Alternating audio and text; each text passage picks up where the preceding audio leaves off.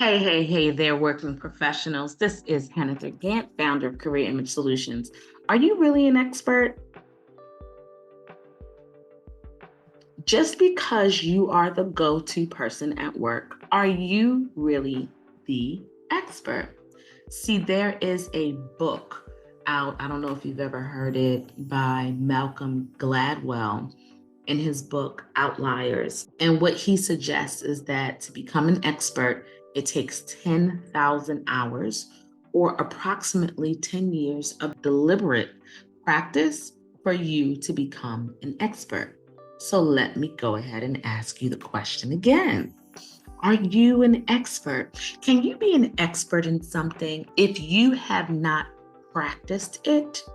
Can you be an expert if somebody teaches you how to do something and you know it, but you haven't done it yet? I'm not here to give you the direct answers to any of these questions. I do believe that being an expert is in the eye of the beholder, okay?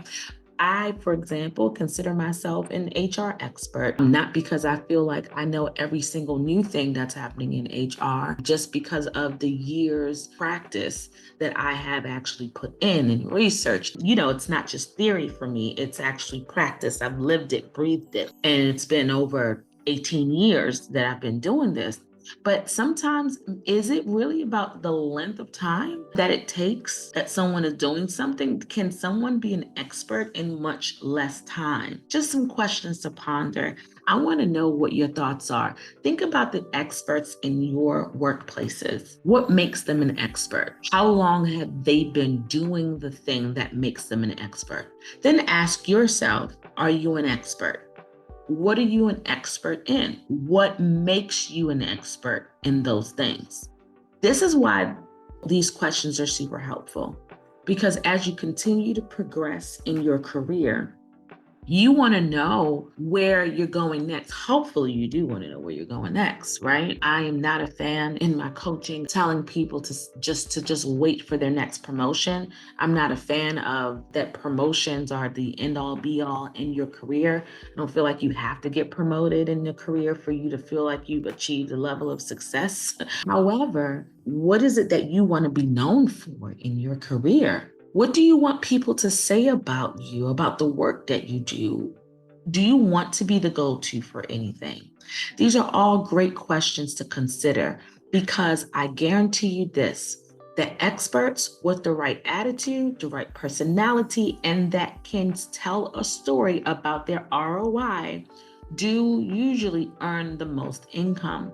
And I can guarantee you this, that individuals that fall in those categories that I just mentioned, even if they're not earning the most income, they do have the greatest influence. Right? Because people are going to them before they make decisions. They want to know what that person thinks. And if that is your desire, is it the 10,000-hour approach? Are you there yet? Are you on your way to being an expert? Or have you just taken the certification recently and you believe that you are the cream of the crop because you now went to school, you now have a degree? I can't tell you how many people have come across our desk after having a degree and they're like, I got a degree. And now I should be paid X, Y, and Z. Listen, I agree. You spend all that money for a degree, I will want my money back too. But what I'm here to tell you is that having a degree or learning about a thing does not necessarily equate to expertise if you don't have the applicable practice with what you've learned. So I want to hear your thoughts about it. Does it really take 10,000 hours for you to become an expert? Can you be done in less time? And what really makes somebody an expert? Tell me about it below. Listen, if you are in fact looking for some assistance and support in your career, just in going to the next level, why don't you reach out to one of our career consultants at Career Image Solutions? Check out the details below. Until next time, don't forget to command your day.